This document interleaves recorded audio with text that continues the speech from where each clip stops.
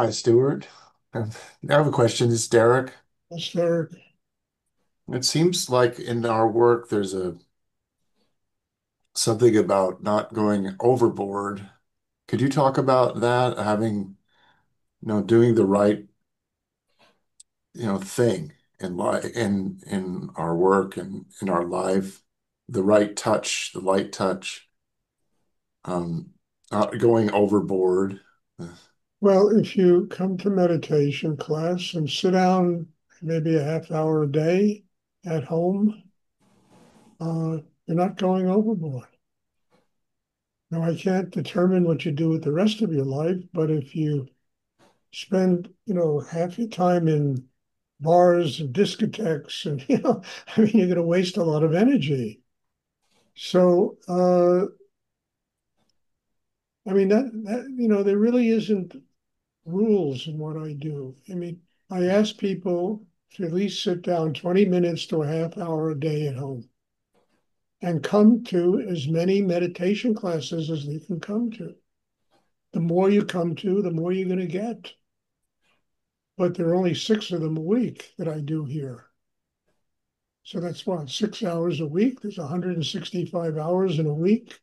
It's not going very overboard to do that, to find time to commit yourself to that. Uh, I mean, I think it would be a big mistake to sit and do this meditation all day.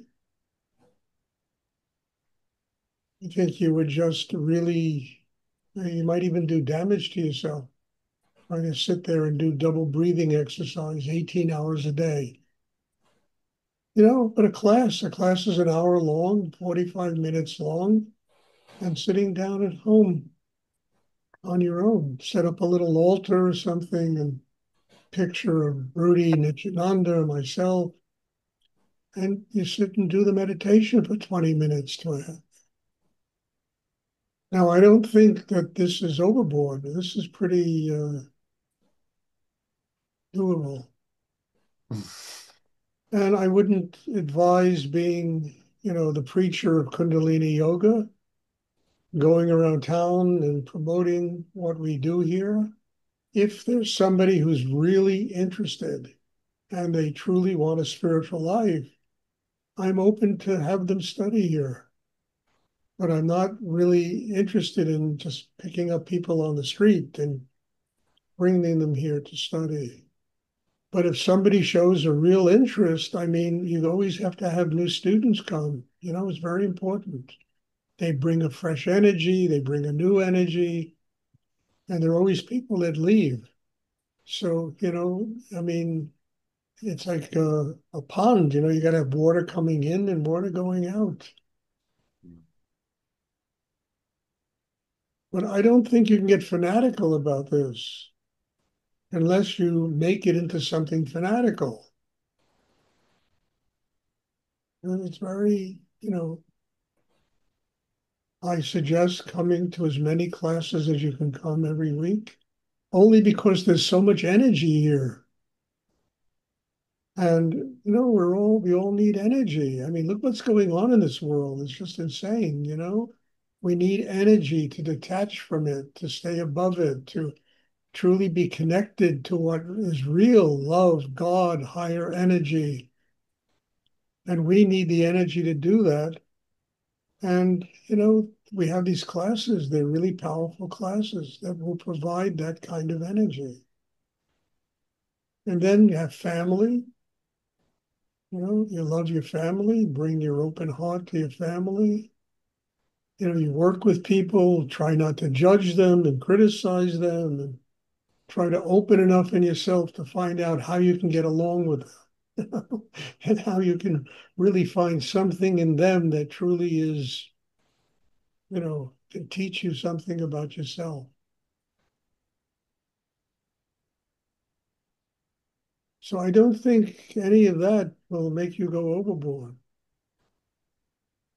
Well, yeah, Stuart, in all humility, Huh? I can hardly say that I've gone overboard in being disciplined in our work and doing way too much meditation. What I really meant was being No, overbearing you with really do. people. and I mean, look, if you came to 4 classes a week and sat down for how much meditation is that? I mean, for God's sake, you spend 8 to 10 hours at your job, you know? That's overboard, okay? There's social things and people, family life. It requires a tremendous focus of concentration and energy. We're talking 4, 5, 6 classes. I mean, I now put everybody on all the classes. This used to be just for people from Europe and Israel. But now, I mean, 3/4 of the people here live in the United States. Because I've done that. I want everybody to get full benefit of the classes I teach, to have it open to whomever wants to attend all the classes. I put their name on my list. They get invites. And I do it because we all need energy. I mean, it's so much that eats away at every human being in their life every day. And that cannot just be me. You understand? I'm not unique that way, that everything eats away at me. But so we try to keep it as simple as possible, as doable as possible. I mean, you can go do Zazen and they'll make you sit for 12 hours. Meditate for 12 hours. And if you move a finger, they smack you over the head with a stick. And I'm not making this up. It really goes on.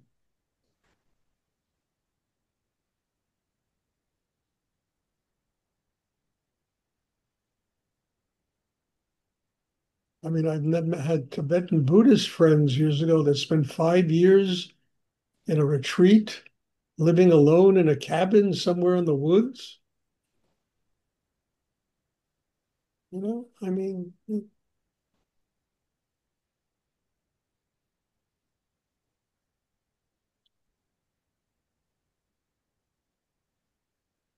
so I don't think this is going overboard.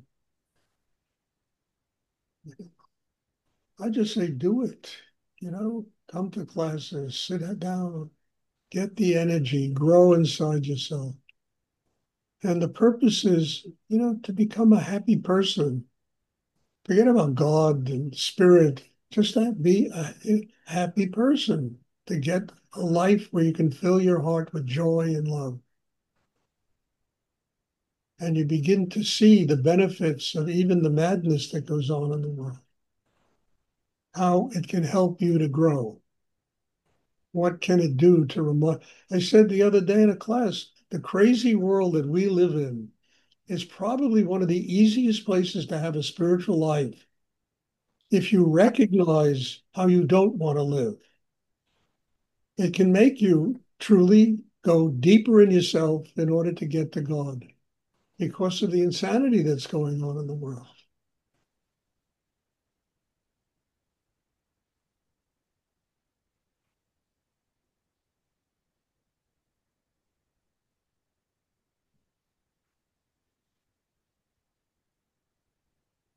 So there's never an excuse, it's just what you need. If you need to grow and have a spiritual life, you'll find a way to do it. And we try to keep it human here. You know? There's no diets you have to follow. There's no. And I respect people that are vegetarians and meat eaters, and it's not my business. Whatever works for you, I am totally 100% behind. I mean that. But I'll never lecture anybody on their sex life, what they eat, the work they do, the people they hang out with, family life. It's not my business. Business is to transmit Shakti. And I hope that people use it consciously. That's all. But I can't determine how people live their lives.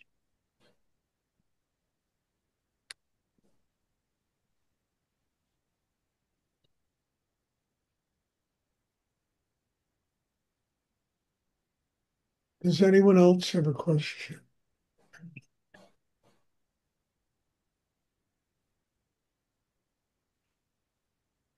I Stuart, know. I have a question. Yes, well, You brought up the topic of meditation pictures.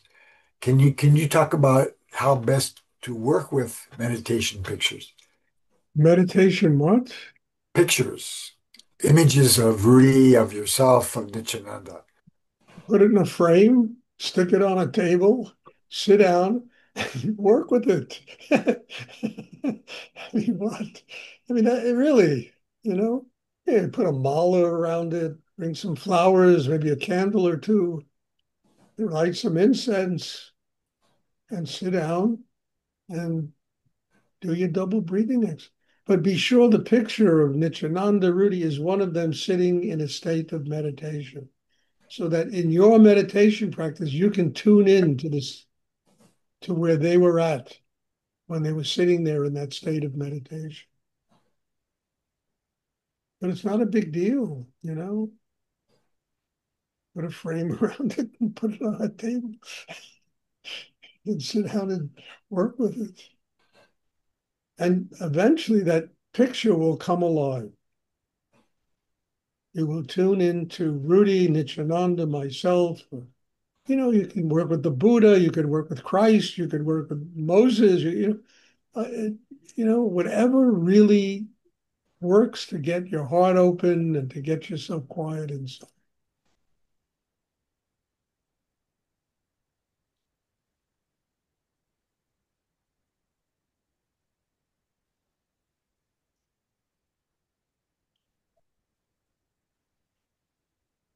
And that's it. And for people that don't have pictures, I mean, you have pictures, Bob. I'm sure you have a bunch of them. You can get in touch with Bob Sink and he can tell you how to get them. Pictures Well, of Stuart, there's a page of meditation pictures at your website, stuartperrin.com, so folks can Oh, can there you visit. go. I showed you how much I go to my website. I didn't even know this. Oh, somebody called me today and they're going to do a very interesting thing I think you're all going to like. There are 1,400 some odd lectures I have given that are on YouTube and Facebook, I think. And they're going to set up, she told them that it'll take about a month, an AI way that you can ask a question and the the AI will come up with, say, 10 lectures that I give that will answer that question. I think it's fantastic. And it's just I mean, how, you can't go digging your way through 1,400 lectures to find one that's going to work for you.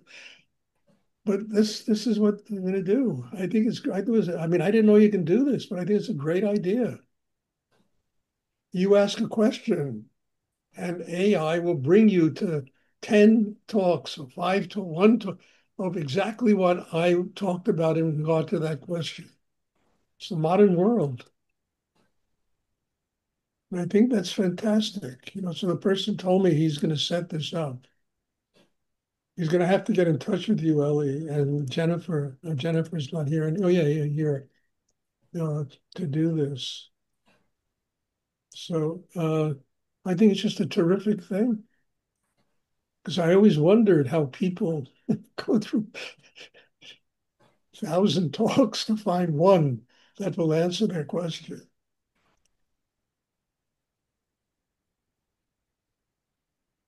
Does anybody else have a question? So if you need a picture, just go to my website. You can print it out.